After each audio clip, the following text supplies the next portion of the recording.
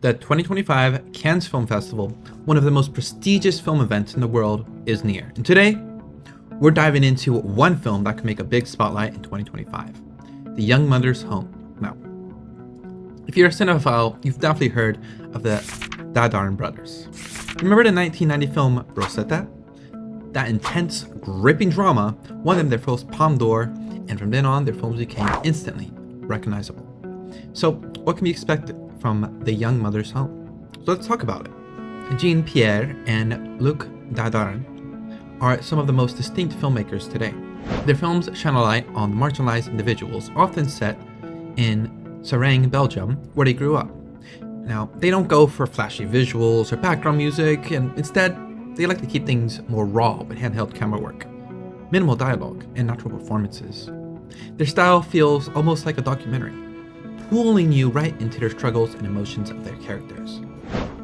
The Young Mother's Home is a take on something new, more like an ensemble story.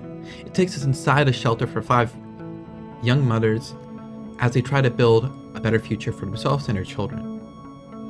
Each carries the weight of their past while facing the daily challenges of motherhood, bureaucracy, and financial struggle.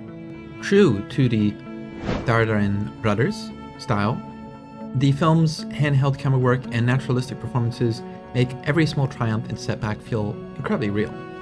But this isn't a story about survival, it's about hope, sisterhood, and dignity. Like their previous films, this film also tackles themes of poverty, injustice, and resilience, drawing us in with an intimate, emotional journey with quiet yet powerful intensity. So let's take a look back at the Dardenne brothers' journey. The Promise dives into working class struggles in Serang and is a must-see. Then there's a war drama, Foch, the first narrative feature from 1987. And of course, not all of their films have been universally embraced. The 2019 film Young Amand, which explores the radicalization of a teenager, remains one of their most debated works. Then there's Lorraine's Silence and The Unknown Girl, both centered on women grappling with moral dilemmas. Even as they've experimented with structure and casting, the Dardennes have stayed true to their signature style, which is quiet, intense, and deeply humane. So what's your favorite film of theirs?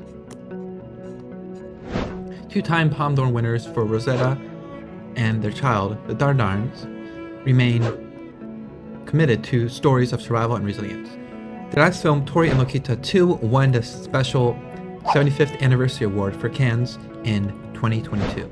The Young Mother's Home was produced in Belgium with French and Belgian co-producers, and the film was also backed by Wally Image, and interestingly, the 9th time the film has supported their work. Unlike traditional social dramas, the Dardenne brothers don't preach about systematic issues, but they let the struggles of their characters speak for themselves. With The Young Mother's Home, they once again shine a light to those living on society's margins. Let's see how it unfolds. Here's hoping for another powerful addition to the filmography. So if you like the discussion, please like and share the video, and don't forget to subscribe to our channel.